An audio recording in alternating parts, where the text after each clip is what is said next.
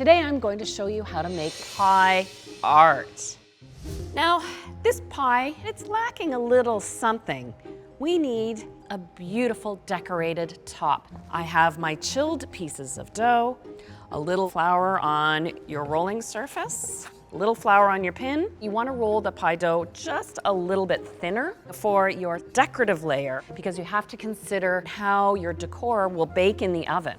Your pastry dough is more of a modeling clay. Get playful with it. I'm going to show you how to create a couple of simple pastry rosettes. You take 4 discs of pastry and you want to overlap them. You start from one side. When you cut it in half, open up your petals and you've got lovely little rosettes. And then these get just dropped in your muffin pan. Here are some great tips on how to work in your color. You can add coloring before you bake it or after it.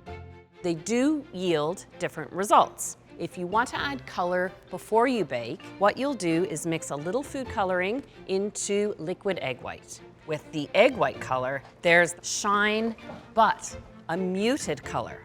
Now, the other option is to fully bake your rosettes and paint them after they've cooled. This time, you're going to use vodka because that will simply evaporate. And mix a little food coloring, then brush your baked pastry with color.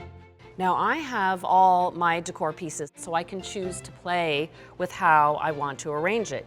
Work with some height, color, and there you have it, a piece of pie art. A colorful, inviting pie that sets a scrumptious scene.